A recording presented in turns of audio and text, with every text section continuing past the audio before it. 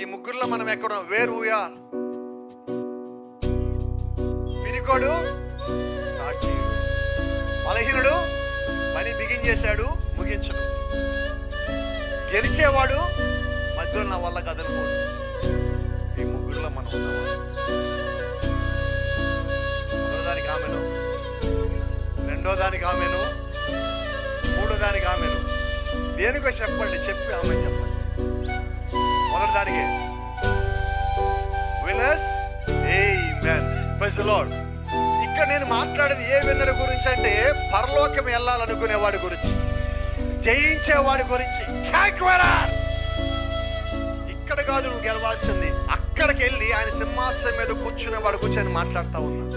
ఇక్కడ నీకు బలహీనత ఉండొచ్చు, ఇబ్బంది ఉండొచ్చు, బాధ ఉండొచ్చు, వ్యాధి ఉండొచ్చు, శోధన ఉండొచ్చు, నిందలు నీ మీద పడొచ్చు. నువ్వు పైకి లేవలేకుండా అనేక మంది నీ చుట్టూ చేరి నిన్ను బంధించవచ్చు.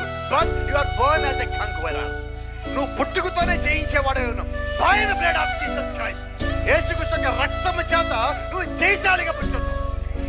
No but can hold you down. ఏ ఒక్కడు కూడా కిందకి లాగి పట్టి బంధించి ఉంచలేడు.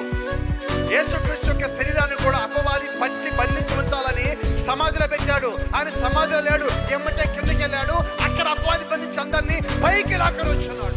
అదే దేవుడు ఈ రోజు నీలో ఉన్నాడు. అదే ఆత్మ నీ లోపల ఉన్నది. అదే వాక్యం దేవుడు నీ కొరకు ఇచ్చున్నాడు. అదే దేవుడు నిన్ను పైకి తీసుకుపోతానని వాగ్దానం ఇచ్చున్నాడు. అదే దేవుడు నీకు ఒక పేరు ఇచ్చున్నాడు. నీ పేరు జయశాలిగా పెట్టాడు.